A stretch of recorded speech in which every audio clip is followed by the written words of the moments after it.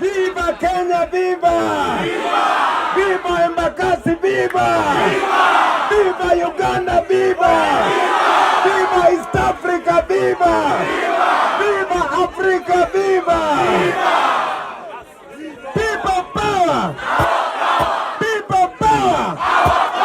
People power! Our power! Our power! Thank you. Thank you very much. Asante sana ndugu Babu kwa kunikaribisha Kenya. Thank you very much. Lakini naomba mnipe permission niongee kwenye Kiswahili, kwenye Kiingereza. Au sio? Thank you very much. I know all of you understand English. I want to thank you very much, Kenya, for the love.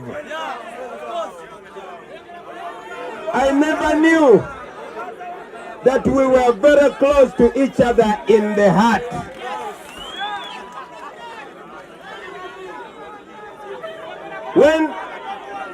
When the soldiers got me in Uganda, the same soldiers that we pay to protect us, and they shoot my driver dead, and they beat me near death, I did not know what was happening because even my phone was taken away from me. So everything that happened, I did not see it. So after I came out of prison, that is when I saw everything that happened in Kenya for Uganda.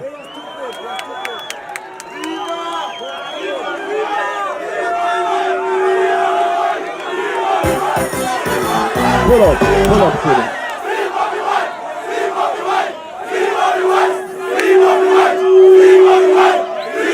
Thank you.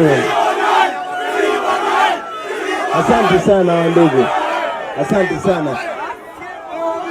So, even if my treatment was not over, even if I'm not completely fine, when I got the opportunity, I said the first stop I will go to will be Kenya.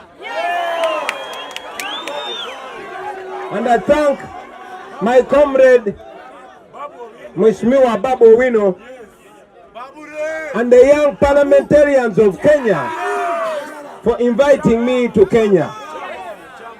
Ladies and gentlemen, this relationship does not begin with Bobi Wine and Babu. This relationship began very many years ago. This relationship began with our forefathers. Even before the borders were drawn by the colonialists, we were brothers and sisters. And today we are evidence to show you that this relationship, this brotherhood and sisterhood, does not begin now and will not end now.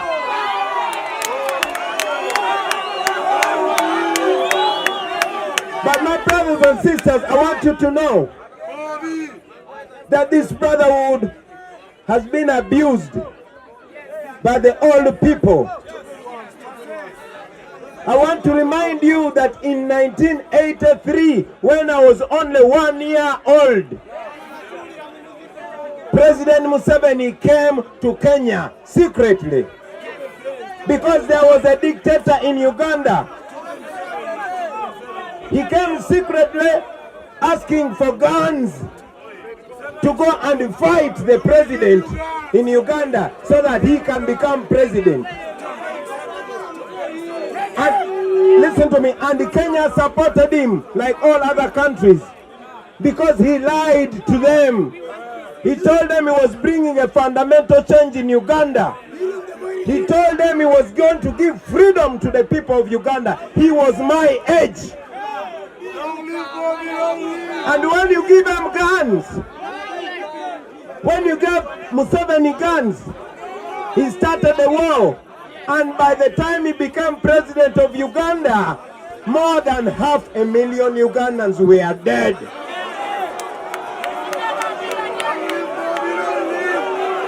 Today, On the 26th of January 1986, after he won that war, he said that he was bringing a fundamental change to Uganda. Long live Bobi Wine, long live. He said that Africa's problem, and Uganda in particular, is not the people but the leaders that overstay in power. Today, after 32 years, he does not want to leave power, and he does not to listen to what he said when he was a young man.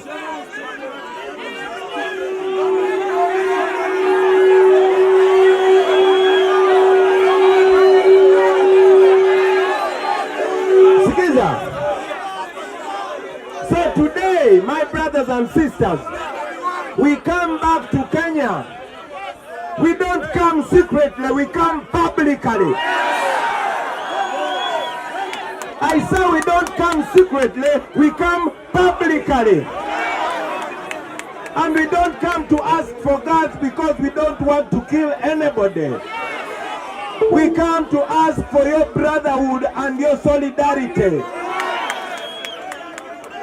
We come to ask you to continue standing with us because we are brothers and sisters. When there is injustice and dictatorship in Uganda, it is everywhere. Martin Luther King said to you, listen to me, my brother. Dr. Martin Luther King said, injustice anywhere is a threat to justice everywhere. So, what is happening in Uganda? If we let it happen in Uganda, it might end up happening in Kenya. That is why we thank you in a very special way for standing with us. I bring greetings from the people of Uganda, from the students of Uganda, from the men of Uganda, from the women of Uganda, from the students of Uganda, from the young people of Uganda, and from the ghetto people of Uganda.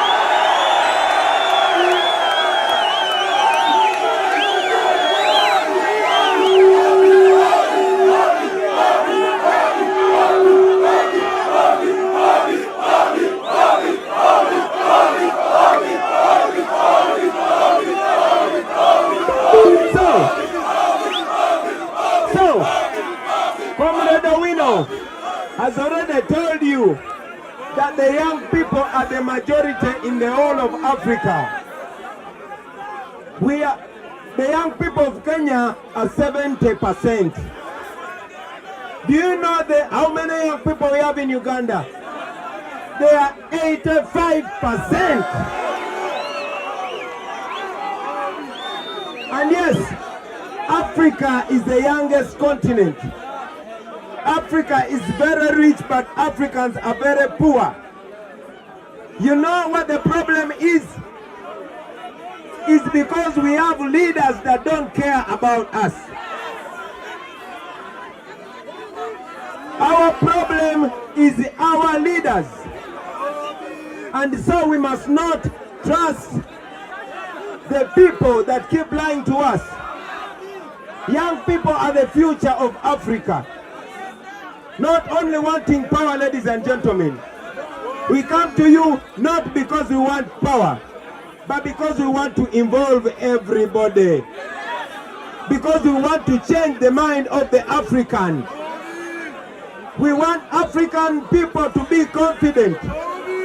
And we know that the leaders, the old leaders that are leading us, have their future behind them. But the future of the young people is in front of them. I am talking to you now because we have freedom to talk about these things in Kenya.